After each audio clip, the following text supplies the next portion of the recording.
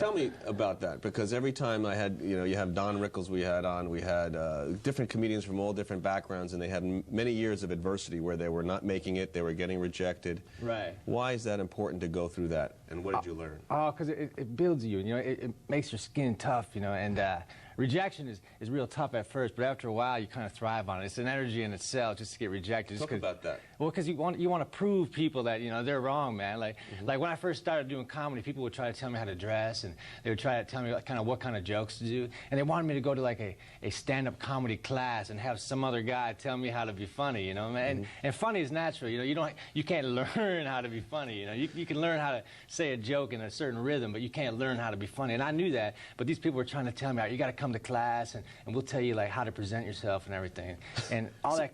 Go ahead.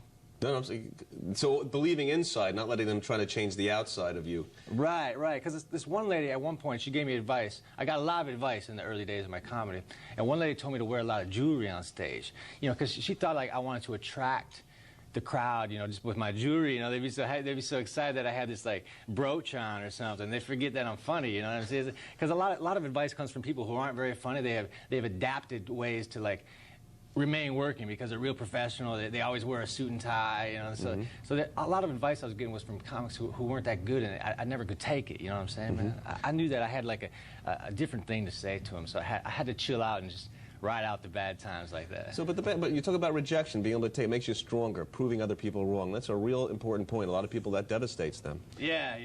Have you ever had a situation where you just bombed? Where I bombed on stage? Oh, many situations, man. Pluralize that immediately because I bombed endlessly. I used to tour Montana and Idaho and Oregon to these one-nighter bars. I'd go from bar to bar, and I'd be the opening act out of a two-man show. And the guy going on last would always kill. I would always bomb horribly. Then the next guy would go on. He'd have a lot of jokes about like genitalia and such, which the crowds kind of wanted to hear. They liked that stuff. But I didn't have any of those jokes, so I was bombing. But the only good thing about that is a lot of times these towns would be loaded with kind of like scary-looking women, and the scary-looking women would always ask the funnier guy to dance.